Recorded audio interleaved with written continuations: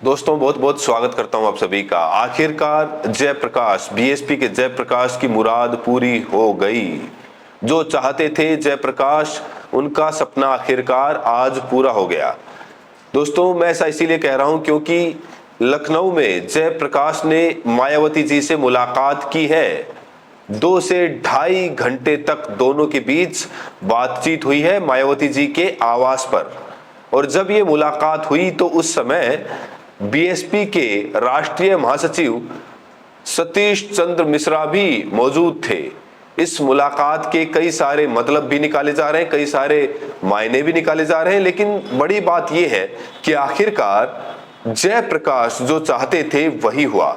दोस्तों 9 अक्टूबर को लखनऊ में जो मायावती जी ने रैली बुलाई थी तो उस समय भी जयप्रकाश उस रैली में मौजूद थे। जब भी कोई बड़ा कार्यक्रम बीएसपी का होता था जयप्रकाश उस कार्यक्रम में मौजूद होते थे। और कहा तो ये जा रहा है कि 9 अक्टूबर से लगातार जयप्रकाश लखनऊ में ही मौजूद थे, मायावती जी से मुलाकात करने की कोशिशें कर रहे थे। आखिरकार उनकी मेहनत रंग लाई। दोस्तों मैंने कहा मेहनत रंग लाई, क्योंकि ये बंदा कभी डिगा नहीं, कभी हारा नहीं, लगातार बसपा में आने की कोशिशें करता रहा। 2018 से ये व्यक्ति बसपा से बाहर था, लेकिन खुद को बसपा का अभी भी अंग बताता रहा। इतना धैर्य, इतना सब्र इस व्यक्ति ने दिखाया। दोस्तों ऐसे बिरले ही नेता कार्यकर्ता हैं किसी पार्टी में जो 6-6, 8-8 साल पार्टी से बाहर रहे, लेकिन फिर भी अपने आप को पार्टी के साथ जोड़े रखें, उसके मिशन मूवमेंट को आगे बढ़ाने का काम करते रहें।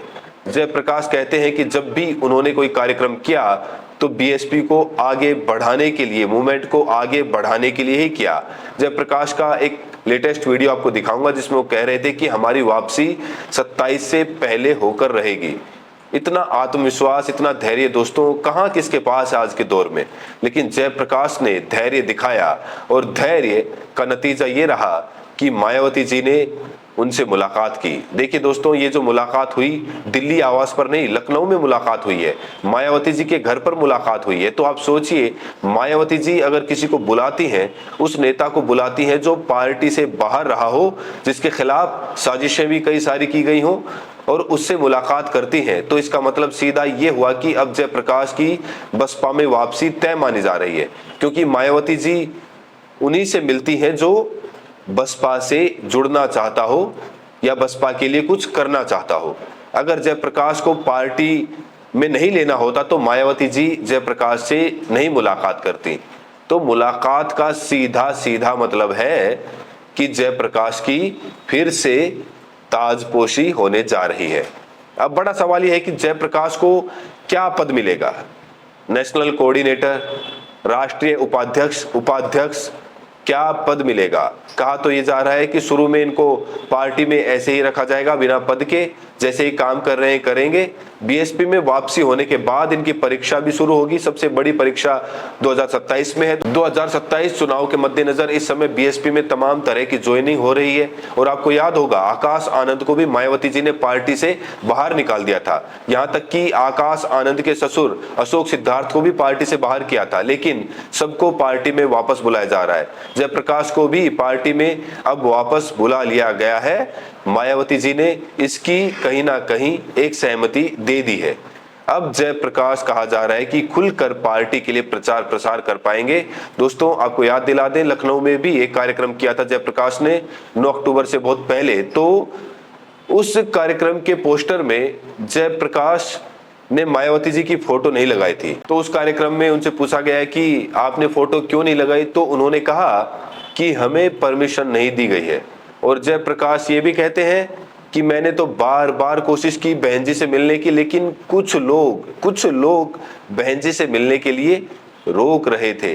दोस्तों आप तो जानते हैं कि बहन जी से मिलना इतना ज्यादा आसान नहीं है। हालांकि मायावती जी के तमाम समर्थक कहते हैं कि बहुत आसान है, हर कोई मिल सकता है, लेकिन एक सुरक्षा घेरा तो आसपास होता ही है। ऐसे कोई भी मायावती जी से मुलाकात नहीं कर सकता। उसके लिए बाकायदा एक प्रक्रिया का पालन करना पड़ेगा। और किसी भी नेता से आप मिलेंगे, बड़े नेता से, तो आपको इन तमाम प्रक्रियाओं से गुजरना ही पड़ेगा। तो इन तमाम प्रक्रियाओं से गुजरते हुए जयप्रकाश सीधे मायावती जी की कोठी में दाखिल हुए और बहन जी से मुलाकात की। सोचिए दोस्तों, क्या मुलाकात हुई होगी। गजब की मुलाकात रही होगी। 2018 से जो व्यक्ति बसपा से बाहर रहा हो, क्या मुलाकात हुई होगी। यही कि जयप्रकाश, भूल जाओ जो कुछ हुआ, अब आगे की सोचो। तो जयप्रकाश ने भी कहा होगा, ठीक है बहन जी, मैं तो लगातार मूवमेंट को आगे बढ़ा रहा हूं और अब आपने आशीर्वाद दे दिया है तो फिर और मजबूती के साथ, आत्मविश्वास के साथ इस मूवमेंट को आगे बढ़ाने का मैं काम करूंगा। कहीं ना कहीं जयप्रकाश ने ये शपथ ले ही ली होगी। दोस्तों, एक वीडियो मैं आपको दिखाने जा रहा हूं, इसमें जयप्रकाश का आत्मविश्वास झलक रहा है। उनसे पूछा गया था कि बीएसपी में आपकी वापसी की संभावना कितनी है, तो इसको लेकर जयप्रकाश ने क्या जवाब दिया था, जरा देखिए दोस्तों। कि मुझे वापसी की संभावना 2027 के बाद तक की भी है। हाँ, क्योंकि उस समय देखा जाएगा। अगर बात, मैं तो कहता हूँ, मैं तो बोलता रहता हूँ कि भाई ऊपर आकाश जी को लगा दो, नीचे मुझको लगा दो। मुझको चिंता अपनी नहीं है, मुझे चिंता इस मूवमेंट के गिरने की है। जो मूवमेंट गिरता जा रहा है, वोट ऑफ परसेंटेज जो गिरता जा रहा है, मुझको चिंता उसकी है। एक दिन ये समाज ये कहेगा कि अगर जयप्रकाश नहीं होता तो ये मूवमेंट बच नहीं पाता। तो देखा आपने, यहाँ पर कह रहे हैं कि 27 का हम तो 29-32 तक इंतजार करेंगे। तो ये इंतजार का फल, सब्र का फल मीठा होता है। आखिरकार वही हुआ। मायावती जी ने जयप्रकाश को आशीर्वाद अपना दे दिया है और जयप्रकाश जो नारा देते हैं कि ऊपर आकाश नीचे प्रकाश, मतलब हम आकाश आनंद जी के नेतृत्व में काम करने के लिए तैयार हैं। दोस्तों, यहाँ गौर करने वाली बात यह है कि सतीश चंद्र मिश्रा हैं, वो भी इस मुलाकात के दौरान मौजूद थे। यानी सतीश चंद्र मिश्रा ने भी कहीं ना कहीं सहमति दी है, हामी भर दी है कि बहन जी प्रकाश को आने दीजिए, जयप्रकाश को आने दीजिए। इनकी रिपोर्ट बहुत अच्छी है और ये रैली में आए थे, बहुत सारे लोगों को लेकर आए थे, मेहनत की थी और लगातार मूवमेंट को आगे बढ़ा रहे हैं। कहीं ना कहीं एक राय मिली जुली रही होगी। बहन जी ने भी राय ली होगी सतीश चंद्र मिश्रा से, क्योंकि मिश्रा जी को इसीलिए बुलाया गया था। जब जयप्रकाश पहुंचे तो मिश्रा जी को बुलाया गया और सूरज सिंह जाटव को भी कहा जा रहा है इस दौरान वो भी मौजूद थे और मिश्रा जी की मौजूदगी यहाँ इसीलिए थी क्योंकि उनकी सहमति भी जरूरी थी। तो मायावती जी अगर सहमत हैं तो मुझे नहीं लगता कि किसी को सहमत असहमत होने की जरूरत है। अगर बहन जी ने किसी को अपनी कोठी में एंट्री दे दी है तो जाहिर तौर पर बहन जी उस नेता को अपने साथ जोड़ना चाहती हैं। जिसके सर पर हाथ रख दिया उसकी बसपा में वापसी तय हो जाती है। और मुलाकात तो दोस्तों बहुत बड़ी चीज है। कई बार तो फोन से यूं ही वापसी हो जाती है, फोन पे ही, लेकिन यहाँ तो बकायदा मुलाकात हुई है। तो मुलाकात का मतलब क्या है? तवज्जो दी है। यहाँ पर जयप्रकाश को तवज्जो दी है। अब जयप्रकाश के सामने चुनौती बहुत सारी है। 2027 का विधानसभा का चुनाव है। आपको ये भी याद दिला दें कि जब 2022 विधानसभा चुनाव हुआ था, पिछला चुनाव, तब जयप्रकाश पार्टी में नहीं थे। 2017-18 में इनको पार्टी से निकाल दिया गया था। इन्होंने राहुल गांधी पर आपत्तिजनक टिप्पणी की थी, उनकी मां को लेकर तमाम तरह की बातें कही थी और उससे बहन जी बहुत ज्यादा नाराज हुई। आरोप ये भी लगा कि पैसे की वसूली होती है, पैसे इकट्ठा किए जाते हैं और उन पैसों को पार्टी हित में नहीं लगाया जाता। कुछ इस तरीके के आरोप जयप्रकाश पर लगे थे, लेकिन अब सारे आरोप से मुक्त हो चुके हैं जयप्रकाश, क्योंकि बहन जी ने उनसे मुलाकात कर ली। इसका सीधा सा मतलब हुआ जयप्रकाश अब आरोप मुक्त हो चुके हैं। बहन जी ने अगर कह दिया कि जयप्रकाश की पार्टी में वापसी, तो फिर वापसी।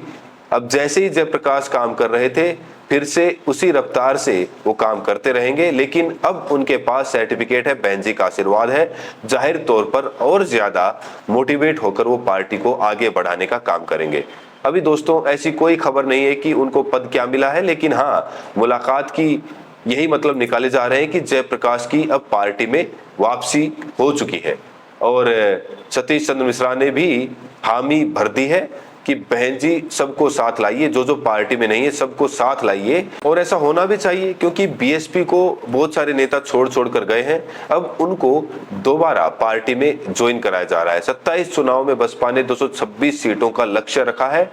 उस लक्ष्य को अगर पाना है तो सभी को एकजुट होना पड़ेगा और बहन जी यही कोशिश कर रही है कि सभी एकजुट हो जाएं, सभी एक छत के नीचे आ जाएं। एकता में बल होता है और अगर सब एकजुट हो गए तो जाहिर तौर पर ये लक्ष्य ज्यादा कठिन नहीं होगा। बहरहाल दोस्तों, इस वीडियो में इतना ही।